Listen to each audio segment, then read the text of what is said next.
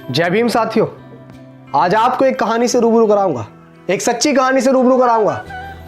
बाबा साहेब की एक सच्ची कहानी जिसको सुनकर आप सोचने पे मजबूर हो जाएंगे कि किसी व्यक्ति के अंदर इतना दिमाग कैसे हो सकता है, किसी महापुरुष के अंदर इतना दिमाग कैसे हो सकता है। मैं चाहूंगा आप इस वीडियो को पूरा देखें। जब बाबा साहेब लंदन से बैरिस्टर बनकर पहली बार भारत वापस लौटे और जब उन्होंने कोर्ट के अंदर, कचहरी के अंदर कदम रखा, तो लोगों ने, जितने भी कोर्ट के अंदर और वकील थे, सबने बाबा साहेब को देखकर यह पहचान लिया था कि ये तो वही है जो महार जाति का व्यक्ति है। और ये आज काला कोट पहनकर हमारे कचहरी के अंदर आ गया है। और बाबा साहेब वहां जाकर अपना ठिया ढूंढने लगे। सबके पास अपने अपने ठिए होते हैं बैठने के लिए।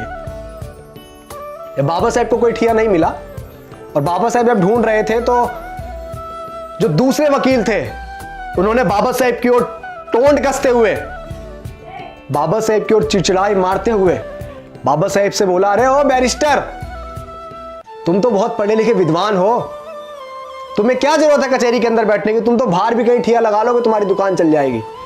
लेकिन बाबा साहेब ने उनकी उस टोंट मारने को गलत नहीं समझा। बाबा साहेब ने उस बात का बुरा नहीं माना और बाबा साहेब मुस्कुराते हुए ये बोले कि तुमने ठीक कहा। और बाबा साहेब कचहरी के बाहर एक जगह जाकर अपना ठिया बाबा साहब ने जमाया, साफ सफाई करके बाबा साहब वहां बैठ गए। मैं बहुत शॉर्ट में आपको बात बता रहा हूं, कहानी बहुत लंबी है, इतिहास के पन्नों में आप पढ़िएगा। और बाबा साहेब के पास छोटे मोटे केस आने लगे, रोजी रोटी चलती रही, हल्का फुल्का बिजनेस बढ़ा, कारोबार बढ़ा।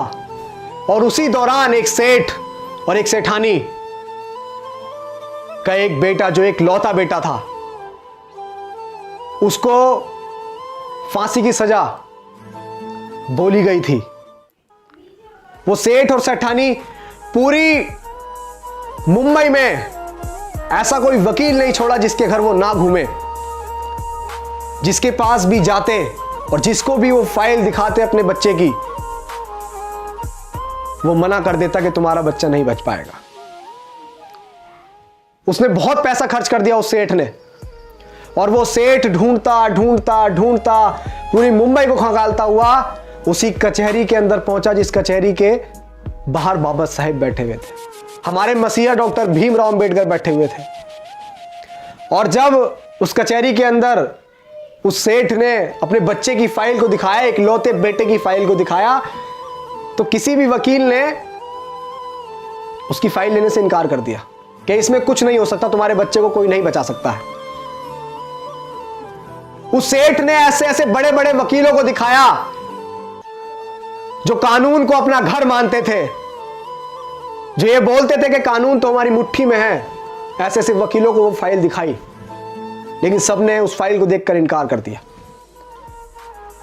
और उस कचहरी के अंदर जो वकील बैठे हुए थे, कुछ वकीलों ने फिर से बाबा साहेब के ऊपर टोंट कसते हुए बोला कि अरे सेठ, तुम्हारा केस तो वो लड़ेगा, वो जो बाहर बैठा हुआ है, वो महार जाति का व्यक्ति, वो बहुत विद्वान है, वो पढ़ लिख कर आया है। वो बाबा साहेब पर टोंट कस रहे थे, हमारे मसीहा पर टोंट कस रहे थे। वो हमारे मसीहा पर चिड़चिड़ाहट मार रहे थे। और जब, क्योंकि सेठ जो है वो मन से रो रहा था, उसे एक आशा की किरण चाहिए थी बस, क्योंकि उसका एक लौता बच्चा जिंदगी और मौत के बीच में अटका हुआ था। और जब उस सेठ ने सुना, उस वकील ने उस सेठ से बोला, तो सेठ उसकी बात मानकर वहीं पहुंच गया बाबा साहेब के पास और उसके बाबा साहेब के चरणों में जाकर वो जा लौटा और बोला कि हे बैरिस्टर, हे बाबा साहेब, मेरे बच्चे को बचा लो। तो बाबा साहेब ने बोला, सेठ उठो, मैं क्या कर सकता हूं, मैं क्या मदद करूंगा। ये फाइल तुमने किसी और व्यक्ति को, किसी और वकीलों को दिखाई होगी, उनको, उनके पास जाओ, मेरे पास क्या करने आए हो, मैं क्या करूंगा, मैं तो एक महार जाति का हूं, मैं क्या करूंगा, मैं तो नीच जाति से हूं ना। सेठ, आप बड़े बड़े वकीलों को दिखाओ। तो सेठ ने बाबा साहेब की शक्ल देखकर बोला कि नहीं, अगर मेरे बच्चे को कोई बचा सकता है तो बैरिस्टर आप बचा सकते हैं, वरना पूरी दुनिया की ताकत कोई मेरे बच्चे को नहीं बचा सकती। ये मैं आपका चेहरा पढ़कर बता रहा हूं कि बाबा साहब मेरी बात आप मान लीजिए, बैरिस्टर मेरी बात मान लीजिए, क्योंकि मैं तो एक बाप हूं, मैं उस पीड़ा को सहन कर लूंगा। लेकिन जो इसकी माँ है, जब उसकी माँ को पता लगेगा कि उसका बच्चा नहीं रहा, तो वो भी उसके गम में मर जाएगी। मेरे घर से 2 अर्थियां उठेंगी बाबा साहेब, मेरे घर से 2 अर्थियां उठेंगी। मेरा एक लौता पूत है, मेरा इतना बड़ा कारोबार है, इतने बड़ा बिजनेस है, इसे कौन संभालेगा, क्या करूंगा मैं इसका। जब बाबा साहेब ने सुना कि उसकी मां मर जाएगी, तो बाबा साहेब को वो बात याद आई कि जब बाबा साहेब छोटे से थे, तो बाबा साहेब की माता भीमाबाई ने एक बात कही थी कि भीमा, अगर कभी जरूरत पड़े किसी निर्दोष की जान बचाने के लिए, किसी का पूत की जान बचाने के लिए, अगर किसी अच्छे काम के लिए झूठ बोलना पड़े, तो संकोच मत करना भीमा, संकोच मत करना। और बाबा साहेब ने फाइल देखी और बाबा साहेब ने फाइल देखकर बोला कि सेठ ये बताओ, ये फाइल तुमने अब से पहले किसी और वकील को दिखाई? तो सेठ ने बोला कि है बैरिस्टर, मैंने ये फाइल दिखाई नहीं, मैंने इस फाइल पे इतना नोट खर्च किया कि किसी की आने वाली 3 पीढ़ी भी कमा नहीं सकती। मैंने इतना नोट इस फाइल पर खर्च कर दिया है, बस आप मेरे बच्चे को बचा लीजिए। ऐसे हाथ जोड़ के वो गिड़गिड़ा रहा था, बाबा साहेब के चरणों में गिर रहा था, बाबा साहेब के सामने हाथ जोड़ रहा था। और जब बाबा साहेब ने उसकी पीड़ा सुनी, उसकी फाइल देखी, तो बाबा साहेब ने बोला कि जाओ सेठ, मैं तुम्हारे बच्चे का केस लड़ूंगा, जाओ। और जब बाबा साहेब माने केस लड़ने को,